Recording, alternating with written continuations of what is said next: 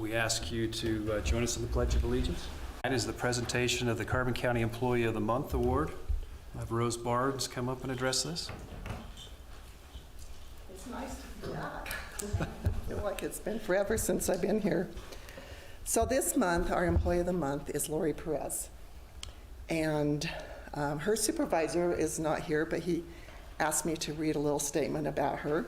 And then I know you have some things to say as I do. Lori is a phenomenal employee. She is constantly putting in extra time and effort into her job to ensure that the task gets done on time and in the best possible way. She is an expert at her job and knows just the things that need to be done to ensure that our office is running smoothly. She is always willing to help others and never seems to be in a bad mood, and I can attest to that. We are extremely blessed to have her in our office and cannot tell her enough how much we appreciate her hard work and dedication. So, Lori's been with us for almost 7 years now. Actually, this month, 7 years. And I've known her well, and I can't thank her enough for all that she does in the clerk's office. You know, she's very mellow, she keeps it together. She's so kind and considerate to people that come into the office. Your office is very, very busy, and you keep it together. So thank you so, so very much. And I think Commissioner Martinez has a few words as the other two. Yeah, obviously being new and trying to learn the ropes, I've pestered Lori with a lot of questions, and she's always had a smile and very eager to answer.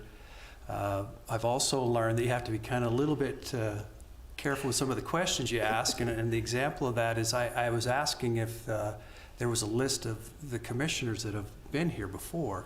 I just was curious about it. A couple days later, I have a list of all the commissioners dating all the way back to 1894. The first commissioner was an E.C. Lee, an F.P. Gridley, and a Eugene Statsky. These people were commissioners before Utah was even a state. So counting all of these commissioners up, we actually found that there's 76 of them. So I guess 74, 75, and 76. So, but that's Lori. She just goes above and beyond and does it in such a professional and happy manner. Really appreciate what she's done, and this is very, very well deserved. So thank you very much.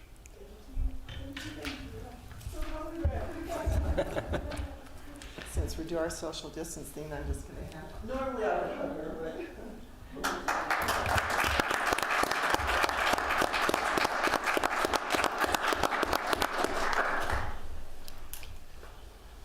Yeah, thanks, Lori.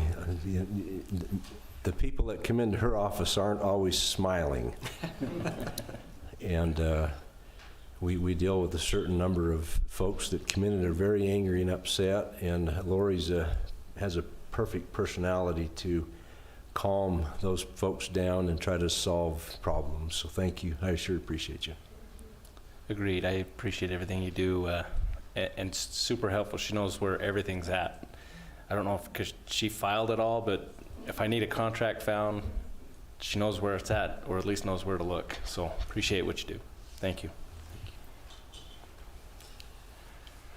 Item number 2 is the presentation of the Tourism Super Service Award for March, April, and May. Tina Henry. Thank you, COVID, for playing catch up on everything. So, thank you. All right, so this gentleman was chosen for March, and just when we were going to present is when the coronavirus happened, and so we put that on hold, so I'm happy to be able to finally give him his award today. I just wanted to read a little bit on the person that nominated him. So it says, Tim is always going above and beyond to take care of our guests that go into the Sports Page Bar. He's an amazing bartender and always making sure to take very good care of the guests. And if they have questions about the area, he answers them. Tim just goes above and beyond for not only the guests, but his coworkers, and is always willing to help anyone out that he can. So they just recently reopened the Sports Page Bar there in the Ramada, so that's good news for business. But I just want to say thank you to Timothy Nelson for providing a superior customer service and visitor experience and present him with this award. So, come on up. And we'll social distance. I'm a hugger too.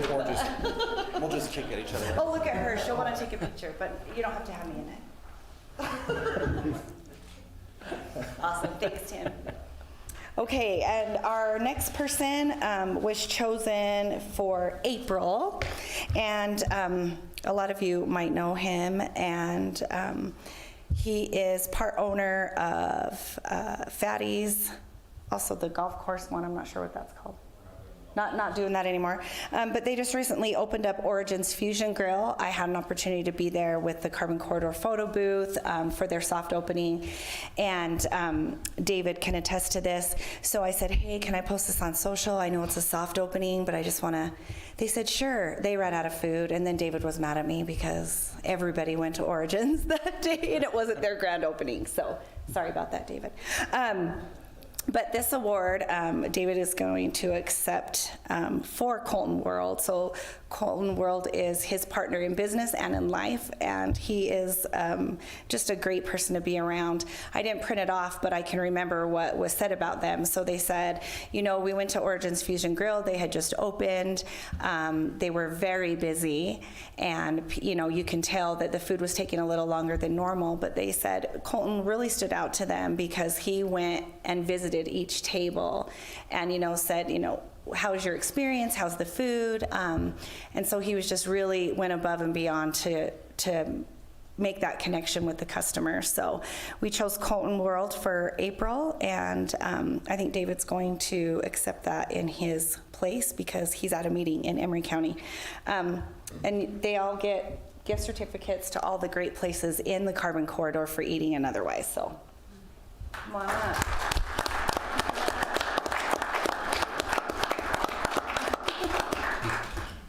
Thanks, David.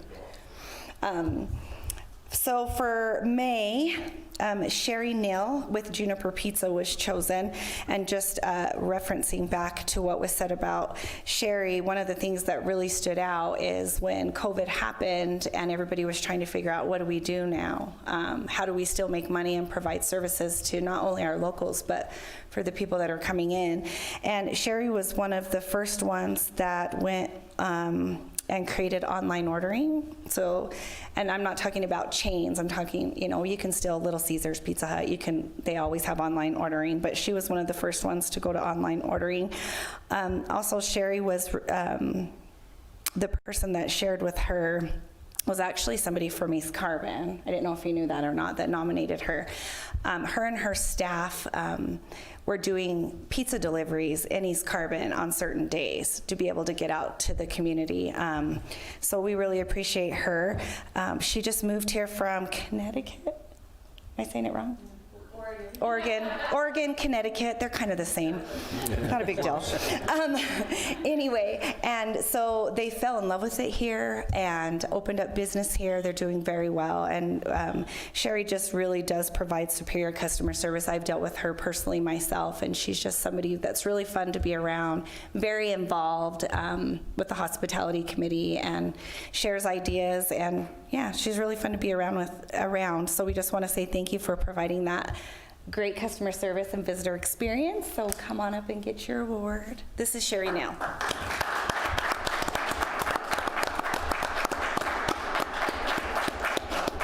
She just had surgery too, so we're glad that she made it today. She wasn't sure if she would. I know. Thank you, Sherry.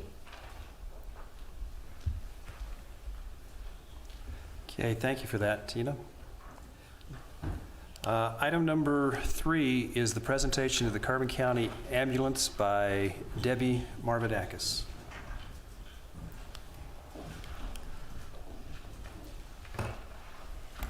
So how are you guys this Good. evening? How are you? So If you could, sorry, just state your name just for the record. I'm Debbie Marvidakis. I work at the Health Department. I'm their Health Promotions Director, and I'm the founder and president of the Hope Squad for Carbon and Emery Counties for Suicide Prevention. And this evening, we'd like to present this award to Carbon County Ambulance. And Dawn is here to present this, or to receive this through our presentation. And I don't think I have to tell anyone how valuable Carbon County Ambulance is to our community and the dedicated men and women that work there every day to save our lives and to make our community safer and healthier. So, Dawn, if you'd like to come up, we'll read this. Presented to Carbon County Ambulance for your dedication, loyalty, and commitment to our community. Your constant efforts and continued support are gratefully appreciated. We truly thank you, the Hope Squad of Carbon, Emery, and Grand Counties. Thank you, Don, for your service, and I hope that you get to hang that on your wall, and all of the people that you work with will be able to share in that. Thank you so much. Thank you. Thank you.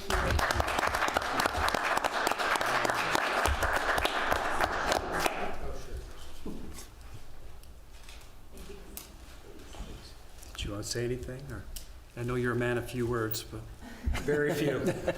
I just want to say thanks for the recognition from the Hope Squad. I've been involved with the Hope Squad when it first started also, and it's a good thing to, hopefully we can continue that, or they can continue that, but appreciate it. thank you, Thanks for Don. what you do, Don. Appreciate it.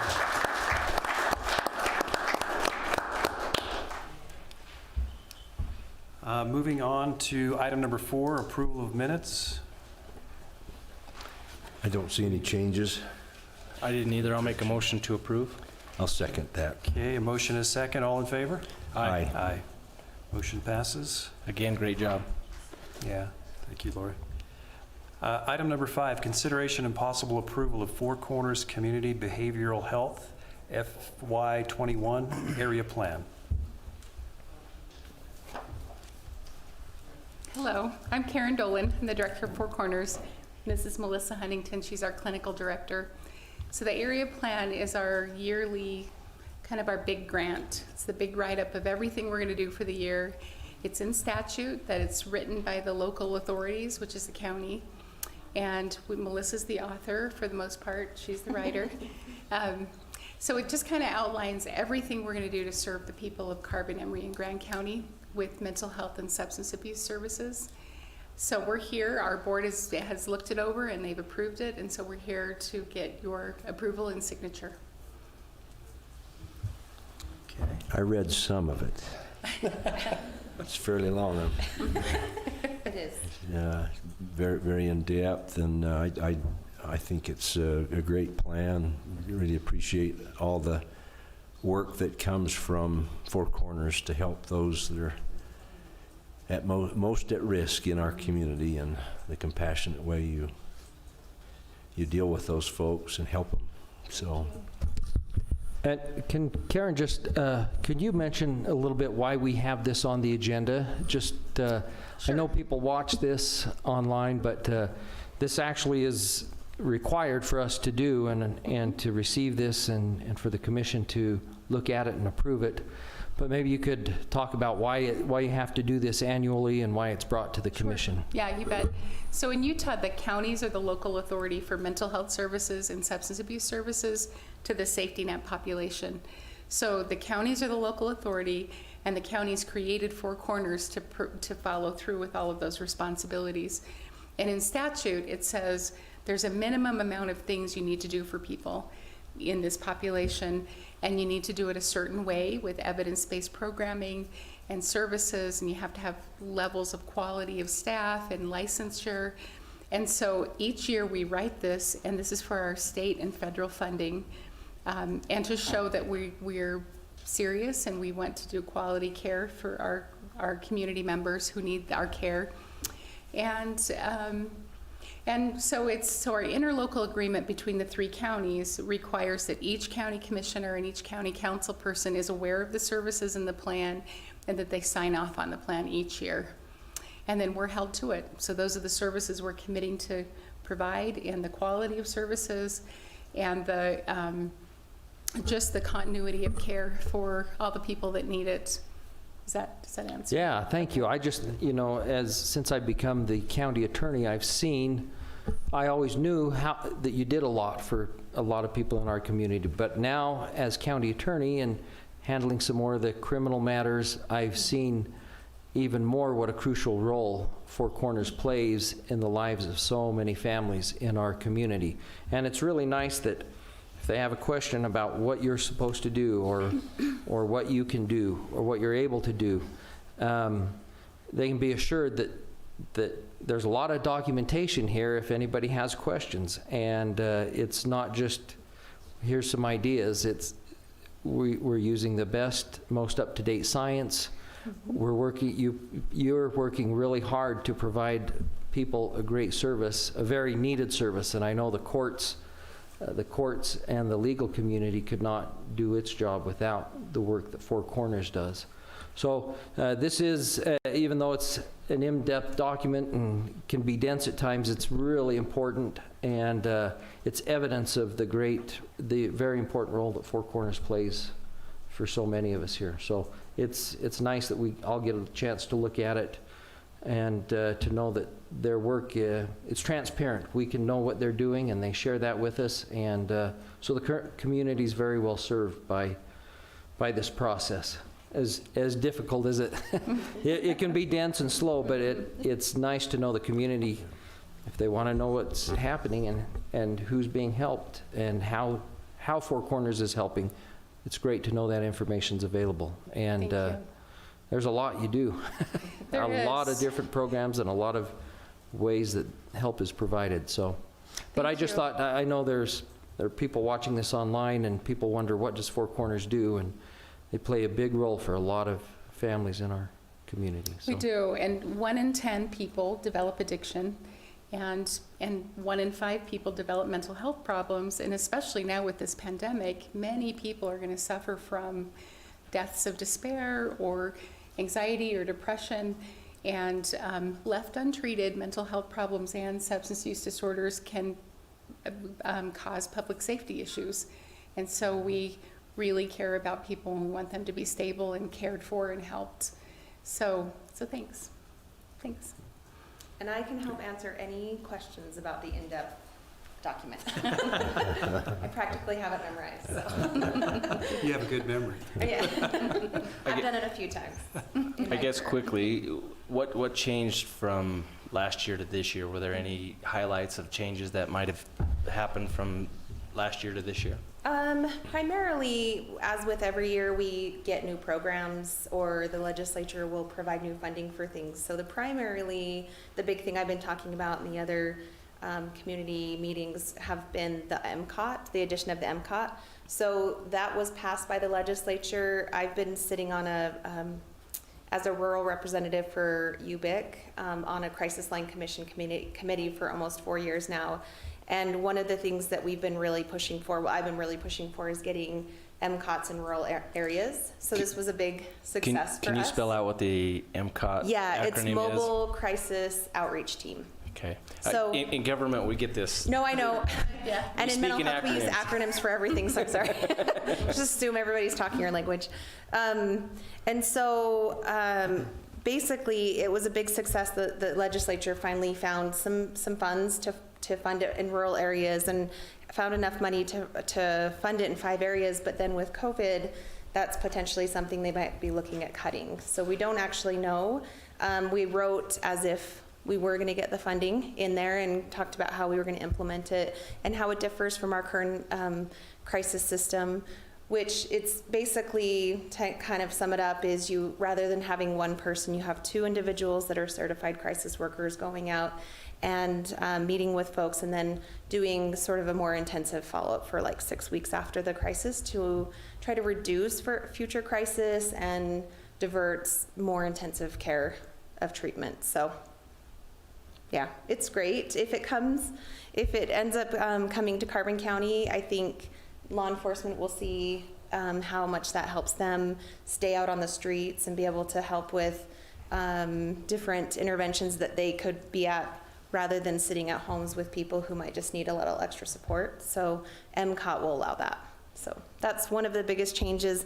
Other changes are just additions of new modalities we've used and different type of programs, different kind of scheduling. So if you have any questions, all the things that are highlighted in the document are new changes. Anything that's in there may have been changed, but it's not significant, so. Thank you. Great. We do appreciate the services that you provide. It's very, very well respected in our area and appreciated. Thank you. So, With that, if there's nothing else, I'll make the motion that we approve the Four Corners Behavioral Health fiscal year 2021 area plan. I'll second that. a motion and a second. All in favor? Aye. Aye. Thank you. Motion passes. So I Thank think you. they emailed the signature pages for you. Okay. So we'll just come pick them up when you get those done. Okay. Thank you. Okay, All right, thank you thank so you. much.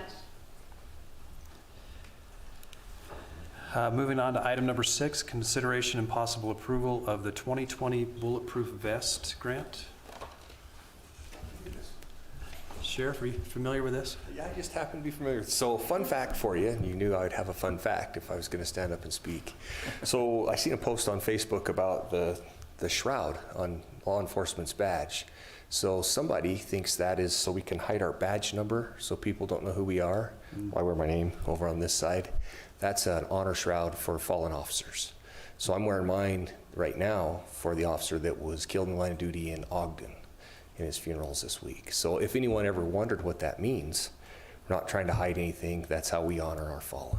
So and that goes hand in hand with this. We're dealing with our Bulletproof Vest grant. So the grant's the same as it's always been. So it's for 2 years. Oh, I got some hot breaking news from the Wellington Canal. That's important. Hopefully everything's okay then. Yeah, thank goodness I can turn my water on. So we're asking for 15 vests, and that's for the next 2 years. The total grant's $12,237.50, and the county's responsible for half of that. With these vests expire over time, so we have each one of our deputies on a rotation to where they're not. We don't replace them all at once. They're staggered out. The advantages are once the vest is expired, it's not as valuable. I mean, it would still work to a degree, but it's not as valuable. And it also keeps us up on the latest technology. In this arena, it changes every year. So it keeps our guys in the best stuff they can have. The money that's matched comes out of emergency management's hard funds. I think this is a great thing, and it's a good protection for our officers. It was when I first hired on at the county, we ended up using this program to get our officers into new vests because they had all expired, and they were expired for several years. And this is a great opportunity for us to use some additional funds to help us keep our officers in good equipment. So I'll make a motion to approve. I'll second that. A motion and a second. All in favor? Aye. Aye. Thank you, gentlemen. And you know, when I first started, I had to pay for my own, making $8 an hour as a deputy sheriff, and had to buy a $400 vest. So it's great that you could do that for us. Thank you. Thank you. Thank you. Item number 7, appointment of members to the Carbon County Economic Development Board. Do we want to have Rita explain a little bit about this board before we, Sure, if she would like to. or one of us? Yeah, you can add on in. So this is the board that I talked about last meeting where we passed the resolution. It's required in order for us to access funding that's available through the Governor's Office of Economic Development with Senate Bill 95. And so we, as part of the requirement to qualify for that funding, to access it, we had to create a board consisting of certain members of the community. And so we put out a notice in the newspaper. It was in ETV twice, and then just posted it up. We did get some applications that I talked to each of you about. So that's just kind of where we are. The 5 areas that we have to meet as a minimum on this board is a county representative, city, Workforce development. Commissioner Hopes is on top of that, workforce development, private sector, and then somebody who lives in the private industry and somebody who lives within the county, a resident who just lives within the county. So, any questions? And I think 2 of those terms should be staggered, isn't that correct? Yeah. So Christian reviewed the notice that I put in the paper, and he did make an adjustment and suggested that the county and the city representatives serve a 2-year term, and then the others would serve a 4-year term. And then we would continue to rotate them that way, right? So the 2-year terms would be permanent for the county and the Well, municipal? just the first 2 years would Yeah. be, just the first term would be a 2-year term. And then after that, all the terms would be 4-year terms. But Yeah. that gets them staggered. Yeah. Yes. Okay. Okay. Any other comments on that, or would we like to announce some of these? Yeah, I think it would be appropriate to read in all of the candidates that have applied and what they've applied for. Okay, the first one on my packet here is Zach Kanakis. He has put in for the Carbon County Economic Development Board, and he is from which sector? Workforce development. Okay. The next one is Lane Miller with Price City. The third one is Ryan Pugh. He's currently with Castleview Hospital. That would be private industry. The next one I have here is John Richens. That would be a resident living within the county. And I believe that's it. Is that correct? Yes. Okay. What are your thoughts on those candidates? I think they all fit great within the area that they applied for. I think they bring a good perspective and have good insight into the community. So I was very happy with the applications received. Is there one other spot that needs to be filled? That was the spot that I was going to bring up, and I actually kind of forgot to ask Christian about this. That I think it was assumed that the economic development person would sit on that board, but I thought it would be more like Todd in the Planning Commission, where I would just be staff, and we would have somebody else from the county on the board as an appointed voting member, so that I can serve as staff and be that kind of always on I think it. that's a good idea. Okay. Yeah, I think, I mean, you could be on the board and you'd be a valuable member, but if you feel like if the commission feels like that's where you'd be best is as staff, guiding them, presenting information to them, because they will need guidance on where to go there. Right. So I think that's a valid, it's a good And idea. And I just didn't want, because each one has a term, including the county one, and I felt like economic development should always be involved with the board, and so I didn't want that. That makes a lot of sense to me. Okay. Yeah, Okay. I think that's a good idea. Sorry, I didn't ask you about that earlier. It's certainly the commissioner's call, and they could still appoint you, but I think that seems to make a lot of sense to have you as the constant guide and assistant to them, because they're not going to come in knowing nobody's going to have the familiarity that you have with the statute and the program that's required, so. So, the county position, we didn't get any applications, but I don't know if we talked about if we didn't get applications for one of the positions that we're required to fill, that you guys would just be willing to appoint someone? Yeah, they've kind of left that up to the chair to decide. So I don't want to put any pressure on you, Rita, but out of us three, who would you prefer to be on this board? No pressure. No pressure. I lost my voice. Yeah. No. That is. Does any of the commissioners have any interest to be on this board? I'd be happy to serve on it, but it's not, I think it might be wise if it's okay for one of the commissioners to be on that board. Absolutely. I see no reason why you couldn't be. I think that makes sense too. We're all heavily involved in this, and being on the committee would be nothing more than sharing information from the commission on what we really need, how we need to be moving forward with that money to help as an investment in the future of the county. I think it would be wise, because then you could bring back what's happening on that board and with the perspective of the other board members to the commission meeting as you approve whatever the funding is allocated to. So I think any of you would do a great job. You all help me very much with my job. I can't pick favorites. I put you in a bad situation there, so. Yeah, thanks a lot. You're not my favorite now. Okay, I won't be on this board. Do we need to make a motion or just? I think you should make a motion, yes.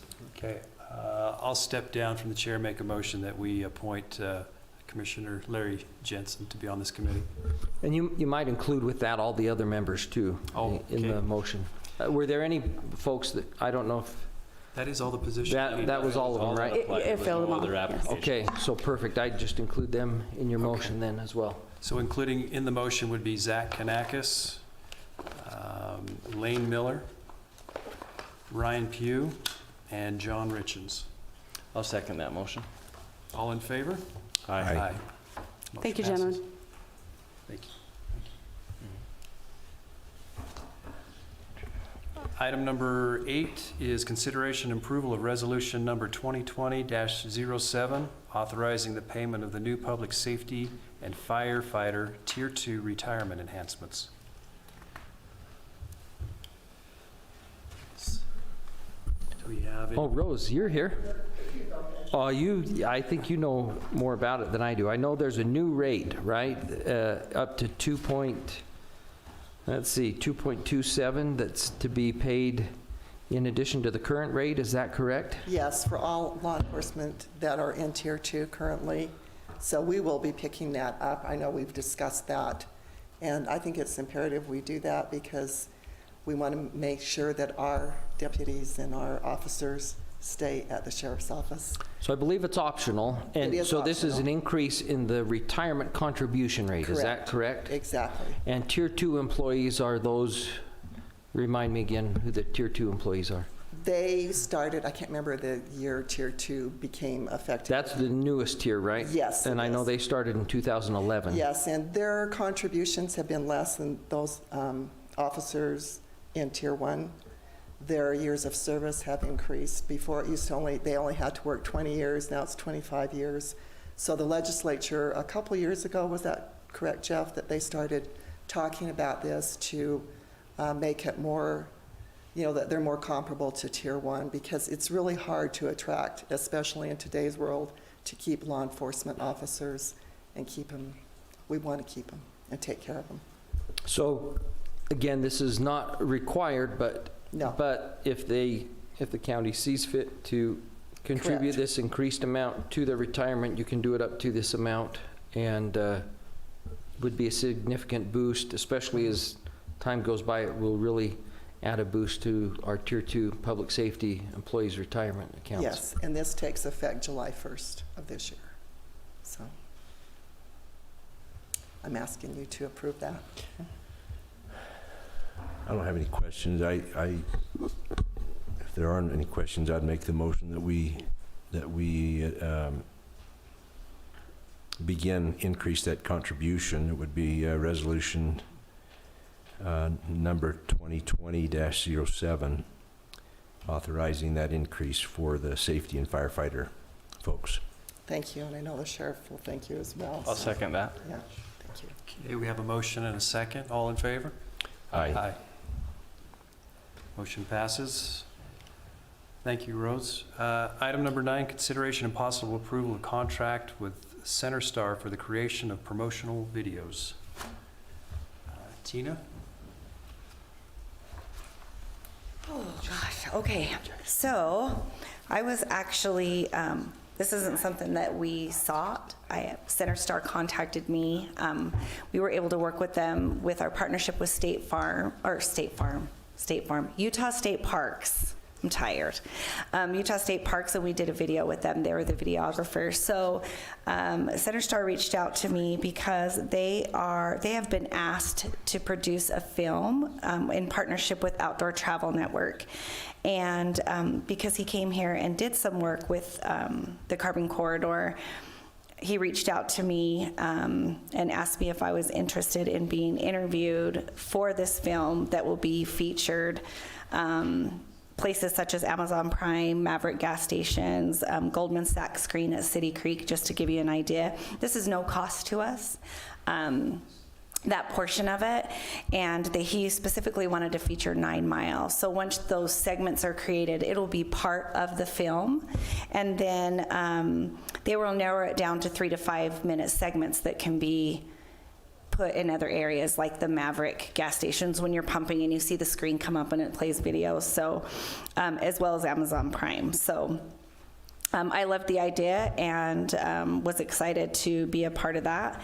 And then we started talking about other enhanced options because he had been to the area. So I told him it would be really nice to be able to feature our OHV trails and the different outdoor recreation associated with that.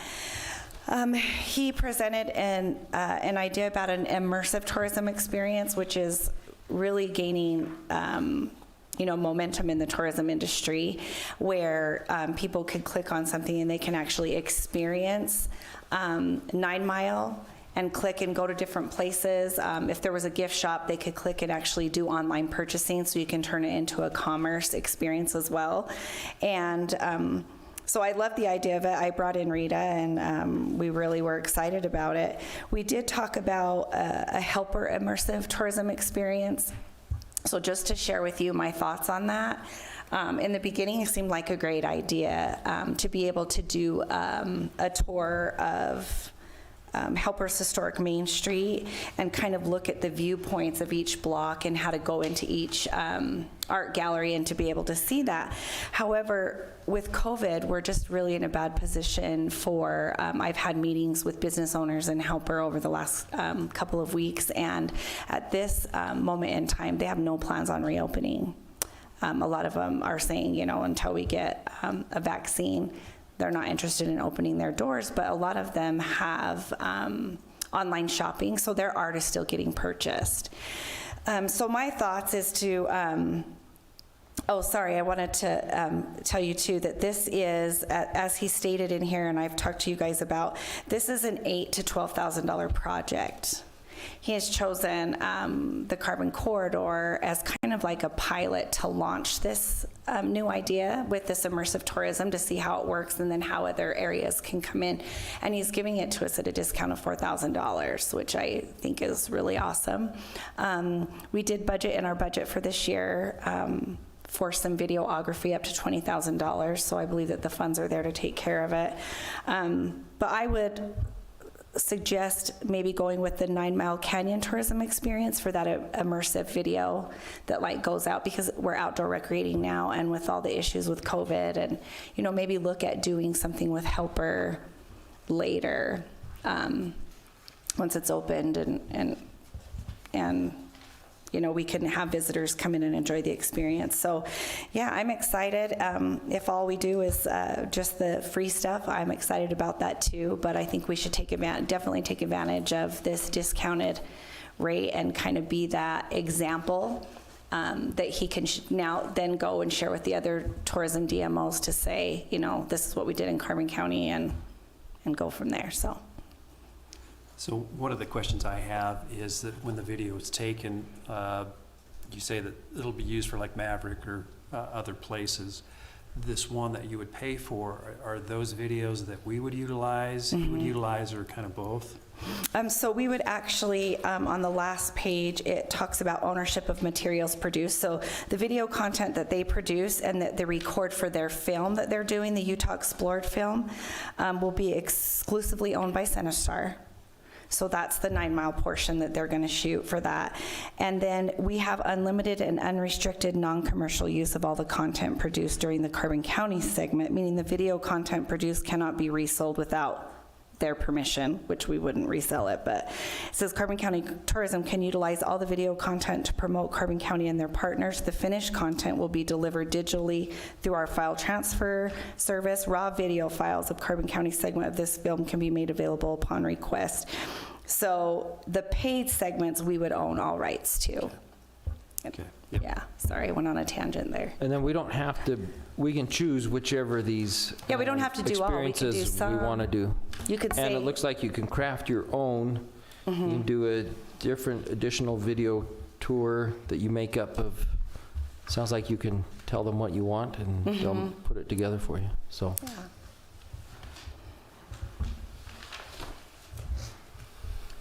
I think it's a good idea. Questions or comments? No, I think it's a great idea. I'll make a motion to approve the contract with CenterStar for creation of promotional videos. I'll second that. Motion is second. All in favor? Aye. Thanks, Motion gentlemen. passes. Good job, Tina. Thank you. Thanks, Tina. And